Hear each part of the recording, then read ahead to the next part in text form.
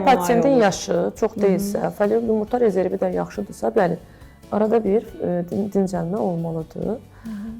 Tutaq ki, 2 dəfə follikel yetişdirmişiksə, gələn ay biz spontana buraxırıq. Bəzən bu follikel yetişdirmədən sonra yumurtalıqlar özləri də belə deyək də, əvvəl follikel yetişdirməyən follikel yumurtalıq artıq follikel yetişdirə bilir.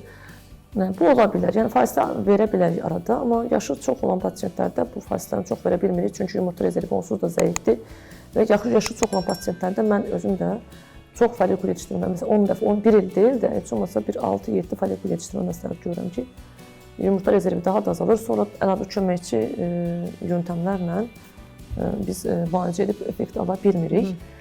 Bir də onu qedim ki, follikel yetişib partlayanda pasiyentlər deyir, hə, follikelum yetişdi, partladı, əlaqə doldu, mən 100% hamilə qalmalıyım. Bəs niyə hamilə qalmadın?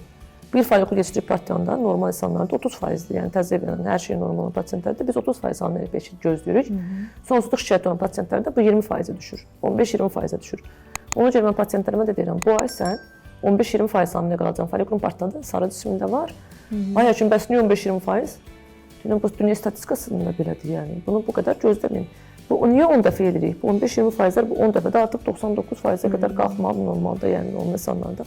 Ona görə denk gəlsin deyə, yəni heç olmasa bu 10 dəfə bu dünyada qəbul olunmuş protokoldur. Artıq bu 10 dəfədə də follikel yetişdi, partladı və biz gördük bunu. Səbəb bilinməyən sonsuzluğun aşılama və digər köməkçi bunlara artıq keçirməlidir. Çünki pasiyent artıq, bizə gəlir pasiyent 10 ildir. 10 ildir sonsuzluğum var, qadın artıq yaşı da keçib və 10 ildir müalicə alır. Follikel yetişdirir belə, yəni bir sürü müalicə alır. Hə, bəs bir də onu deyək. Bəs həkim, follikelum yetişdirdiniz. Dərman da verdiniz, yetişmədi. İğnə də vurdunuz, yetişmədi. Partlamadı, bir neçə dəfə elədiniz, etdiniz, üzdəki parçituz xəstələrində bu olur. Nə etmək lazımdır?